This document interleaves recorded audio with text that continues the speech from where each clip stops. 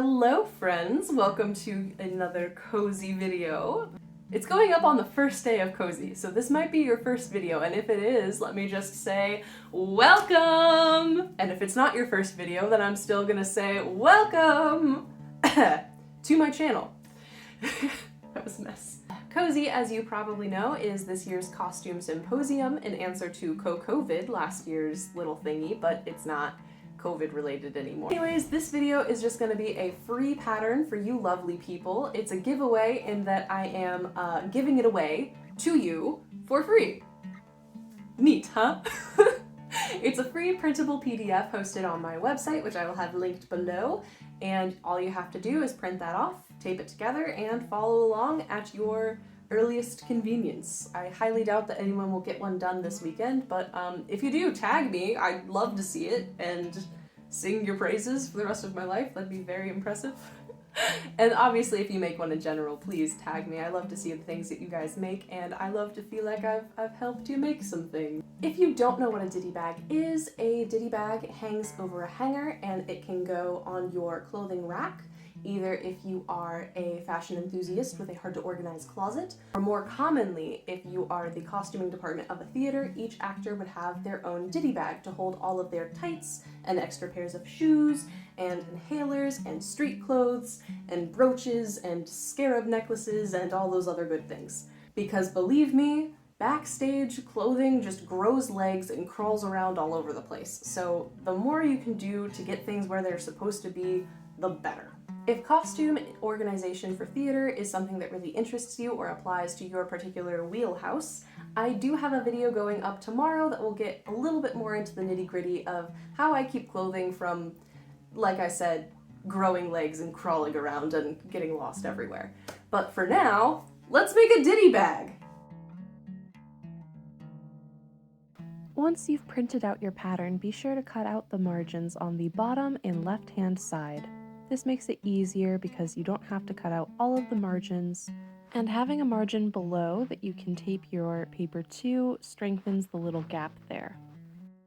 When taping your pieces together, I like to use a paper tape or a washi tape because I can peel it up and stick it back down if need be.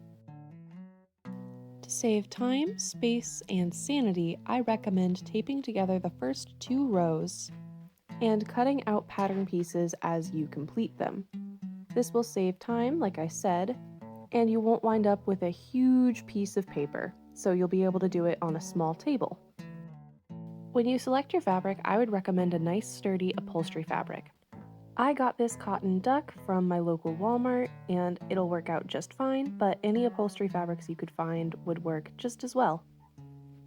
Make sure that you cut out 2 of pattern piece 1, as that will be the main piece of your ditty bag.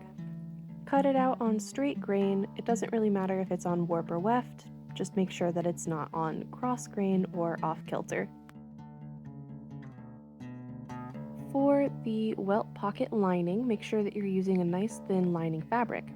I'm using a poly satin that I upcycled from an old skirt, but you can use whatever you have on hand. For the lining fabric, I would really recommend a nice sturdy cotton, like a quilting cotton, but like I said, this is what I had on hand, and I wanted to use it rather than throwing it away. The pockets will take just under a ½ yard of fabric. I happen to have this ticking laying around, but unfortunately it doesn't exactly match, but that's fine. I recommend folding your fabric like this to get the best use out of your fabric possible. I designed this pattern so that 1.5 yards is all you would need. This way, if you're making like 20 or 30 ditty bags for a full cast, you know that you will only need about 20 or 30 yards depending on how many members you have. If you would like a welt pocket in your bag, that is the first thing you're going to want to do. Go ahead and mark the welt pocket marking with a little pin and either some water-soluble ink or some chalk, whichever you happen to have or whichever is your preferred method. You're going to mark the welt pocket mark on both the welt pocket itself, the little pocket lining piece, and the main ditty bag piece. This welt pocket is intended for the actors to potentially put their street clothes in, but it has a variety of other uses as well. As you can see here, my little pin prick left all of these dots, and I'm just going to go ahead and connect those real quick with my water-soluble pen, just to make it easy to see. You're going to go ahead and pin your ditty bag and your Welt pocket together, right sides facing in, and make sure that they're lined up really nice and even. And then you're going to sew this rectangle with a straight stitch on your machine. With that finished, you're going to go ahead and cut a line straight through your little rectangle. I know this part's a little scary. And then you're going to cut a little V shape. So you don't want to cut your corner of thread, but you do want to make sure that it's cut in towards the corner. This will make your corner lay nice and flat. Then push your lining into the Welt pocket and iron this nice and flat, and you have a little pocket opening. Don't forget to iron the outside too. Before continuing, it's really nice to do some top stitching along the edge of your Welt pocket. This helps keep it nice and strong. Also, it looks pretty. Now to finish your pocket, you're going to go ahead and grab the bottom edge and fold that up to the top. Go ahead and pin all the way along the open edges of the pocket and sew those closed on your machine with a straight stitch. Because this fabric is a little bit thinner and we want this to be very utilitarian and hold up well, I would recommend going back with either a serger or a zigzag stitch to hold your loose threads together and keep your fabric nice and strong. And once you've given it a nice little trim, it is finished. All of the other pockets on this pattern are patch pockets, so they'll all be prepped the same way. If you're going to be doing a large batch of these ditty bags, I recommend prepping as many of the pockets as you can at once and then pinning and sewing them on. Anyways, to prep your pocket, fold your top edge down by 1/4 of an inch and then press this well with an iron. Then fold it down another 1/2 inch and press this fold as well. This will give you the basis for a really good hem.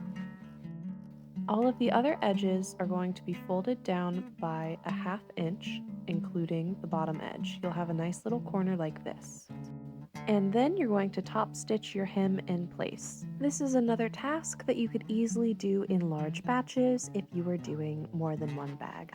Once your small pocket is prepped and pinned in place, go ahead and roll up your Welt pocket lining like a burrito and pin it in place so that it doesn't cause any trouble while you're sewing.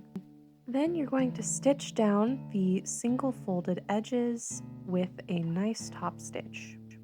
Make sure that you leave the hemmed edge at the top open completely and backstitch very well. Remember that your pockets will only be as strong as the thread that you're using, so be sure that it's a nice sturdy cotton thread. Or alternatively, a polyester works just as well.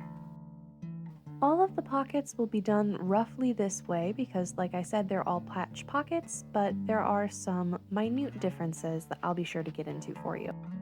The key feature of the accessory pocket is that it is actually sewn into 3 pockets. This makes it easy for wands, corsets, and other long, skinny accessories to be stuck inside of it.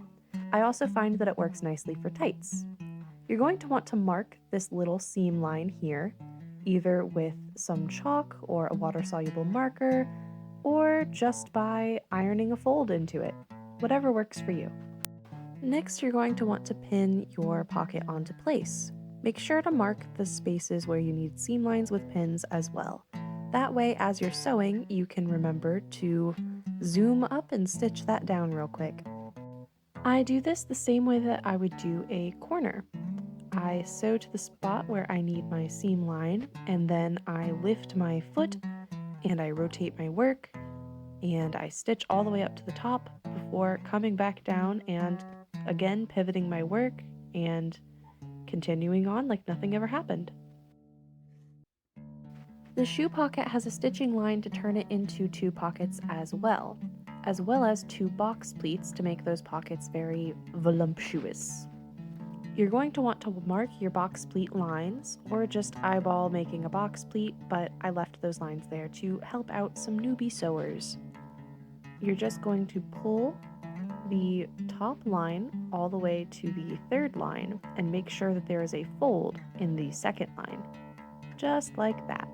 And then do it on the other side as well in the opposite direction, and you will have a box pleat. And once you do it twice, you'll have 2 box pleats. You'll want to pin down the corners of your box pleats very well before sewing your pocket, and you're also going to want to pin or mark a straight line in between the 2 pockets. Equally spaced, of course. This way you can either fit 2 very large shoes or 2 different pairs of shoes in your shoe pockets. Just like all the other pockets, you're going to sew this down with a top stitching stitch, very strong thread, making sure to rotate on the corners and be very, very careful not to awkwardly stitch over your box pleats, because if they wind up wrinkled or rolled funny, that'll be a very big pain to unstitch.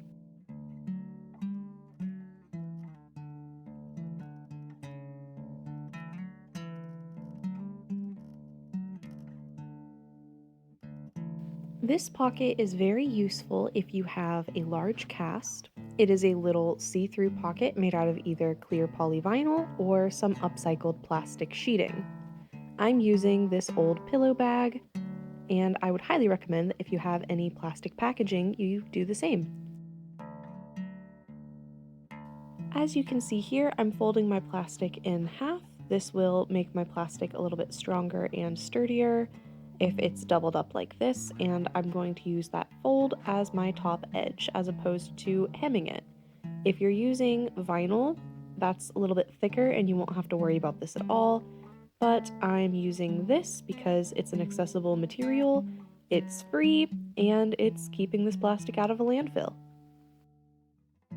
You'll go ahead and fold the edges under, just like you do for all of the other pockets. I'm folding them in by about 1/2 inch, but I'm really just eyeballing it.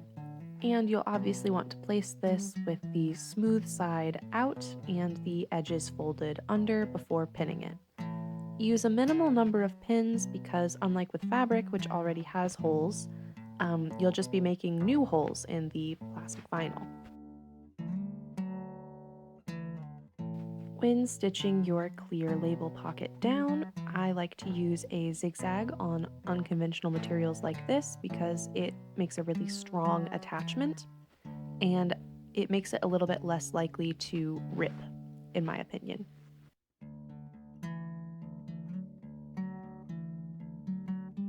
With this pattern and many of my other patterns, I like to think of what I've laid out as a suggestion, and I always like to give you guys alternative options. So I'm going to show you what you can do with any leftover fabric you have, some other pocket styles, and some other accessory holders that might be useful in and outside of the theater.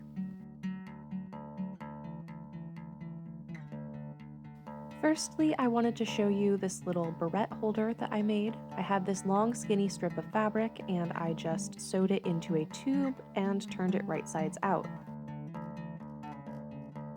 Then I attached it to the back side of my ditty bag or the other panel that does not have a welt pocket.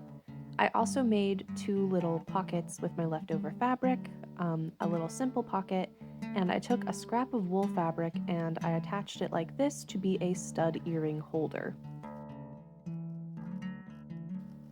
I sewed everything down with a top stitching stitch with very few differences than the way that I did the official pockets from the pattern. There's a lot of things that you could potentially do with this backside of the ditty bag. For example, you could do 3 shoe pockets and use it for your own personal shoe holding. Or if you're in a theater, you could just do a bunch of other patch pockets. You could do a laundry bag that clips on. It really depends on what your particular needs are. I personally need some place to hold my accessories in my closet so that while I'm making outfits, I can see them. So that is why I went with the earring holder and the barrette holder, and I think it'll work out pretty nicely for me. But I'm just a person and not a theater. Now that our pockets are done, all that's left to do is finish up the bag. I'm going to finish off my raw edges before stitching it together because I find it to be really time-saving. So the top edge where the hanger will stick out and the bottom edge will need to be hemmed. I'm folding them under once and then going over the raw edge with a zigzag stitch. This wastes less fabric and is just as strong and sturdy as a regular hem, as well as reinforcing the bottom of the shoe pocket so that very heavy shoes don't, tear through by accident. Next, all that's left to do is put the ditty bag right sides together, pin it, and sew the 2 open edges on the end. You're going to sew the slanted section that goes over top of the hanger and the sides with a straight stitch on your sewing machine. To get that corner nice and crisp, be sure to lift your presser foot and rotate your work, just like you did for all the other corners. Also, do me a huge personal favor and remove your pins as you go. Please and thank you.